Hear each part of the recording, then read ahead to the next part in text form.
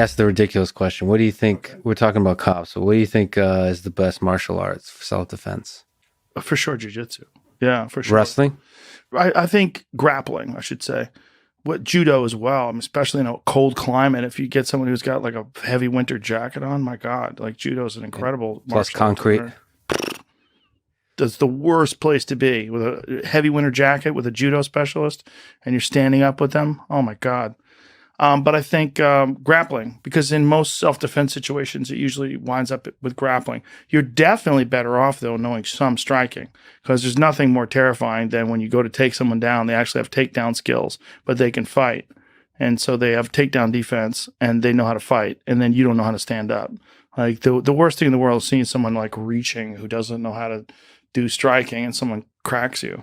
What about all that Krav Maga talk, which is like, the whole line of argument that says that jiu-jitsu and wrestling and all of these sports, they fundamentally take you away from the nature of violence. So they're just teaching you how to play versus the reality of violence that is involved in like a self-defense situation that is a totally different set of skills would be needed.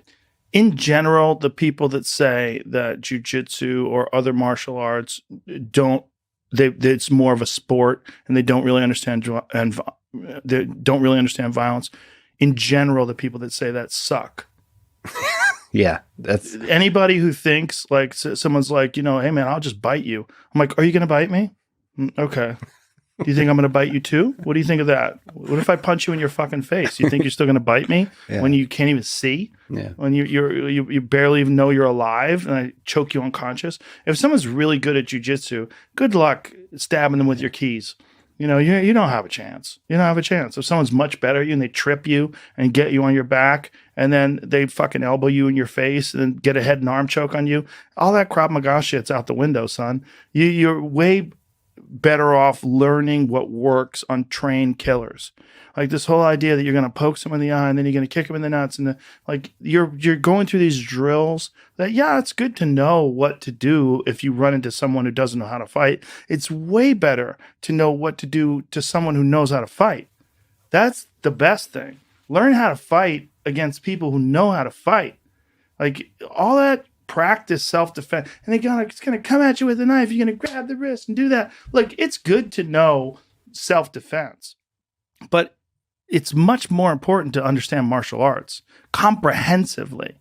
When you understand martial arts comprehensively, like I shouldn't say there's no Krav Maga guys, but it would be shocking if a Krav Maga guy and a mixed martial arts guy had a fight, and the mixed martial arts guy who's a trained killer all around didn't fuck that guy up. That's what I would expect would happen. I would not think that some guy who has a little bit of this and a little bit of that and prepares for the streets is going to be able to handle a person who trains with killers on a day-to-day basis, who rolls with jiu-jitsu black belts, who trains with Muay Thai champions. Like, it's the best martial arts are the martial arts that work on martial artists, not the martial arts that work on untrained people.